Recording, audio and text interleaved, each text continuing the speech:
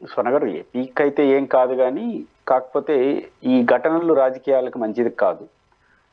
ఖచ్చితంగా ఇది రాష్ట్ర ప్రయోజనాలకు కూడా నష్టం. ఎందుకంటే మనం ఫస్ట్ ఒకవేళ రాష్ట్రాల్లోకి పరిశ్రమలు రావాలన్నా, పెట్టుబడులు రావాలన్నా ఫస్ట్ పీస్ చాలా ఇంపార్టెంట్. మౌలిక వస్తువులు ప్రథమ ప్రాధాన్యత ఉంటే, ద్వితీయ ప్రాధాన్యత రాజకీయ వాతావరణం కూడా. రాజకీయ వాతావరణం అంటే అర్థం రాజకీయ పార్టీల మధ్య విభేదాలు ఉండకూడదని కాదు. ఇప్పుడు జరుగుతున్నది రాష్ట్రంలో అదే. ఎందుకంటే ఇప్పుడు లేటెస్ట్ ఇష్యూ అంబటి రాంబాబు గారి వ్యవహారం కావచ్చు, లేదా జోగి రమేష్ వ్యవహారం కావచ్చు. ఈ విషయంలో అధికార పార్టీ చేసిన తప్పులు ఆలోచించాలి, అధికార పార్టీ సీరియస్ గా ఆత్మ పరిశీలన చేసుకోవాలి. వైఎస్ఆర్ కాంగ్రెస్ పార్టీ కూడా దీని నుంచి గుణపాఠం నేర్చుకోవాలి. తెలుగుదేశం పార్టీ చేసిన తప్పేంటి? ప్రధానంగా అంబటి రాంబాబు గారు ఒక డిమాండ్ చేశారు. ఆ డిమాండ్ ఏంటంటే, తిరుమల శ్రీవారి లడ్డుకు సంబంధించిన విషయంలో సిట్టు విచారణ నేపథ్యంలో కల్తీకి సంబంధించిన అంశాన్ని ఆసరాగా చేసుకుని జగన్ గారి ఫోటో, సుబ్బారెడ్డి గారి ఫోటో, ఇతరుల ఫోటో పెట్టి ఫ్లెక్సీలు పెట్టారు. నిజానికి అది కరెక్ట్ కాదు. సిట్ ఎక్కడ జగన్మోహన్ రెడ్డి గారి పేరే లేదు కదా, ఆ మాటకు సుబ్బారెడ్డి గారి పేరు కూడా లేదు కదా. పొలిటికల్ లీడర్స్ తప్ప వీళ్ళు డైరెక్ట్ గా వాళ్ళ పేర్లు కూడా లేవు. లేని పేర్లు, సంబంధం లేని వాళ్ళ పేర్లు తీసుకొచ్చి ఫోటోలు పెట్టడం వల్ల సహజంగా వాళ్ళ మనోభావాలు దెబ్బతింటే, సో అంబటి రాంబాబు గారు 24 గంటలు ఆ ఫ్లెక్సీని పీకేమని చెప్పారు. నిజానికి పోలీసులు ఒక చిన్న పని చేస్తుంటే, ఆయన పీకమన్నాడు కాబట్టి, ఆయన తీసేయమన్నాడు కాబట్టి తీసేయమని కాదు, అభ్యంతరకరం కదా. సుప్రీంకోర్టు ఏం చెప్పింది? మేము తేలస్తాం, అంతవరకు మౌనంగా ఉండమని చెప్పింది. వివాదాస్పద వ్యాఖ్యలు చేయొద్దు అని చెప్పింది. వివాదాస్పద వ్యాఖ్యలు చేయొద్దంటే వివాదాస్పద ఫ్లెక్సీలు పెట్టమని కాదు కదా. ఆ ఫ్లెక్సీలు పెట్టిన తర్వాత వీళ్ళు ఆగ్రహాన్ని వ్యక్తం చేశారు. సరే, వాళ్ళు చెప్పినా చెప్పకపోయినా సరే, వాళ్ళు పెట్టారు పొలిటికల్ గా, కొంత టైం సమయం తీసుకుని దాన్ని తీసేసి ఉండాలి. ఆ ఫ్లెక్సీ ఈయన 24 గంటలు తీపితే మేము తీస్తాం వచ్చి అన్నారు.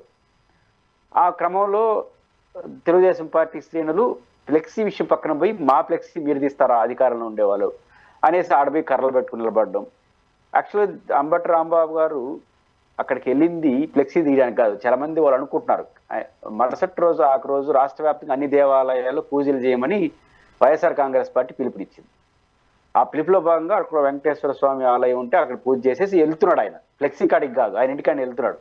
వీళ్ళేమనుకుంటున్నారంటే మా ఫ్లెక్సీ కాడికి వస్తానని చెప్పి రారా చూసుకుందామని వాళ్ళు మాట్లాడడం, అది బూతులు ఇంకా పురాణాలు అవన్నీ రావడం. ఈయన కూడా నోరు జారి చంద్రబాబు నాయుడు గారి పైన పరుస పదజాలను వాడారు, వాడకూడని పదజాలాలు వాడారు. అయితే చీఫ్ మినిస్టర్, ఎవరి మీద వాడకూడదు, పర్టికులర్ ఆయన చీఫ్ మినిస్టర్, రాష్ట్రానికి నెంబర్ 1 పర్సన్.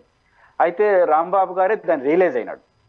అసలు నేను చేసింది తప్పు, ఒక మంత్రి నిర్వహించిన వ్యక్తిని ఒక ముఖ్యమంత్రి స్థాయిలో అలా చేసి ఉండకూడదు, ముఖ్యమంత్రే కాదు ఏ వ్యక్తి పైన అలా చేయకూడదు, నేను ఆవేశం చేశాను, విత్డ్రా చేసుకుంటానని చెప్పారు. కానీ ఆయన రియలైజ్ అయినాడు. కానీ రియలైజ్ అయినాడు కాబట్టి ఇంకా ఆయన ఏ తప్పు చేయలేదు అన్నాం. ఖచ్చితంగా రాంబాబు గారి పైన చట్టబద్ధంగా ఏ సెక్షన్లు ఎట్లా చేయాలో పోలీసులు చేయాలి, తెలుగుదేశం పార్టీ వాళ్ళు కాదు.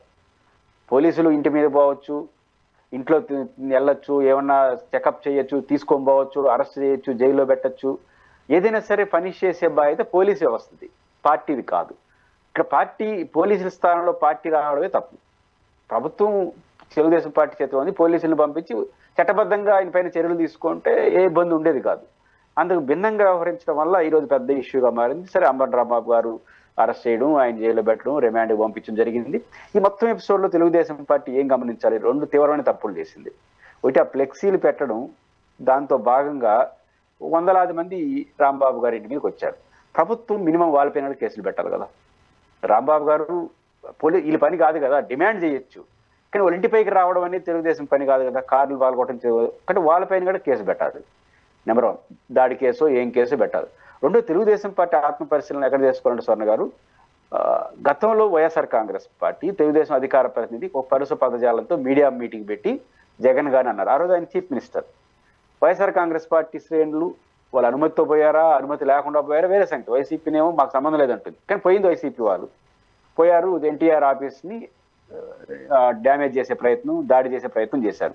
అప్పుడు ఏమనుకుంటారు వాళ్ళు, మనం దీంతో భయపడతారేమో అని అనుకున్నారు వైసీపీ వాళ్ళు ఆ రోజు.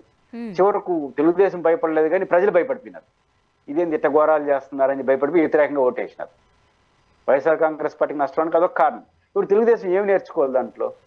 వైఎస్ఆర్ కాంగ్రెస్ పార్టీ ఒక అసభ్య పదజాలం వాడినా, వాడకూడని పదజాలం వాడినా ఆ ఆఫీస్ మీదకు పోవడానికి ప్రజలు వ్యతిరేకించారు.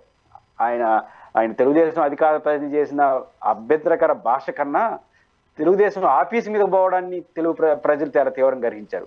అది మీ గెలుపుకి వాళ్ళ ఓటమికి కారణమైంది కదా. మరి ఈ ఆఫీసుకు పోతేనే ప్రజలు హర్షించలేదే, ఇళ్ల పైన పోతే గమ్ముంటారా రేపు? ఇదిలోకి రాకపోవచ్చు.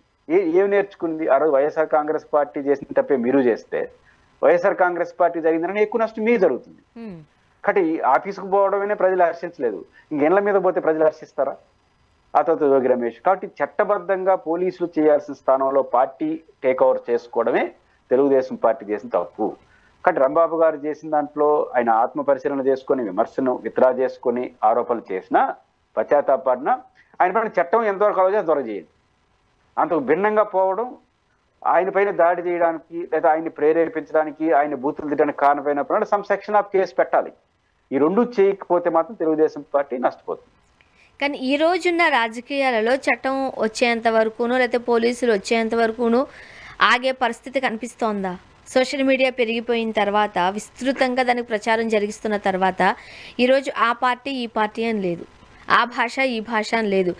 సాక్షాత్తు చట్టసభల్లోనే వినకూడని భాష రాజకీయ నాయకుల నోట్ల నుంచి వింటూ ఉన్నప్పుడు, దౌర్భాగ్య స్థితిలోకి ప్రజలను నెడుతూ ఉన్నప్పుడు, ఇంకా పోలీసులు వస్తారు, చట్టం వస్తుంది అనేంతవరకు రాజకీయ పార్టీల నాయకులు కావచ్చు, నేతలు కావచ్చు, కార్యకర్తలు కావచ్చు ఉంటున్నారా? అది ఏ పార్టీ అయినా సరే.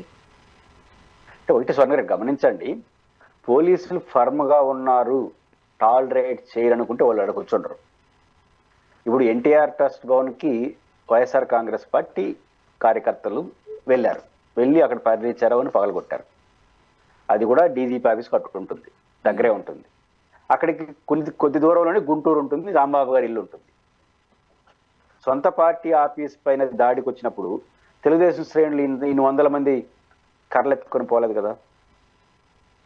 మరి ఈ రోజు ఎందుకు పోయినారు? ఒకటే పవర్ చేంజ్ అయింది. ఇప్పుడు ఆ రోజు వైసీపీ వాళ్ళు ఎన్టీఆర్ ఆఫీస్ మీద పోగలిగిన వాళ్ళు ఈరోజు రాంబాబు గారు ఇంటిపైకి వస్తామంటే ఎందుకు అంతే రీతిలో ప్రతిఘటించలేకపోయినారు? ప్రతిఘటించాలని నా కోరిక కాదు. చేంజ్ ఏంటంటే పవర్ చేంజ్. అంటే పవర్ ఎవరి చేతిలో ఉంటే వాళ్ళదే రాజ్యం అనే పద్ధతి తీసుకొచ్చారు. అంటే ఇక్కడ ఇది చాలా ప్రమాదకరం అనేది యాటిట్యూడు.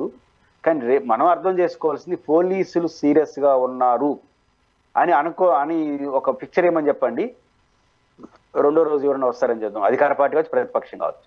ఇప్పుడు ఎలక్షన్ టైంలో చాలా హార్ట్ ఆఫ్ ది మూమెంట్ ఉంటుంది కదా రెండు పార్టీల మధ్య. అప్పుడు అంత గొడవలు జరగవే. కారణం ఏంటో పోలీసులు న్యూట్రల్ అయిపోతారు. అక్కడ ఎవరు అదుపు తప్పినా వాయిస్తారు. అంటే న్యూట్రల్గా ఉంటే పోలీసులు వ్యవస్థ న్యూట్రల్గా ఉంటే అందరూ ఒళ్ళు దగ్గర పెట్టుకొని ఉంటారు.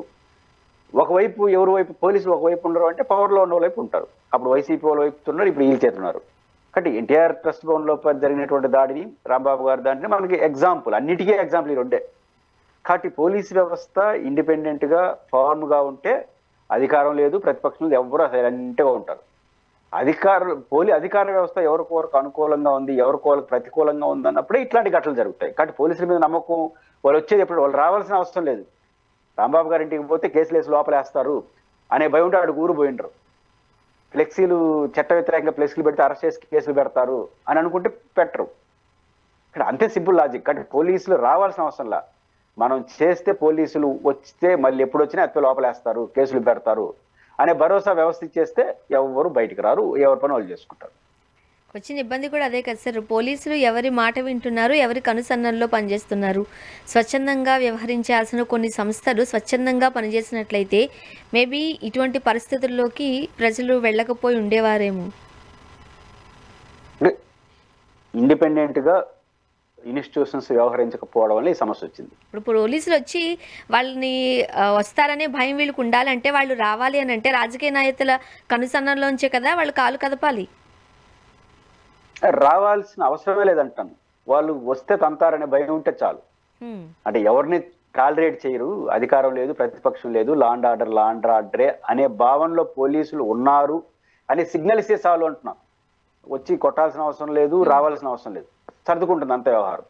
అయితే ఒకటి ఉంది, పోలీస్ వ్యవస్థ అయినా ఎగ్జిక్యూటివ్ వ్యవస్థ అయినా లీగల్గా ఉన్న లా వరకు ఈరోజు మనకు ఇండిపెండెంట్గా ఉన్నట్టు కనిపిస్తుంది. కానీ రాజకీయ వ్యవస్థ నాయకత్వంలో మనకు 4 స్తంభాల్లో ఒక స్తంభం, 2 స్తంభాలు, ముఖ్యంగా ఎగ్జిక్యూటివ్ అండ్ లెజిస్లేటివ్ కావచ్చు, లేదా పోలీస్ వ్యవస్థ కావచ్చు, లేకపోతే ఎగ్జిక్యూటివ్లో భాగంగా వ్యవస్థ, ఇవి ఇండిపెండెంట్గా ఏడున్నాయి?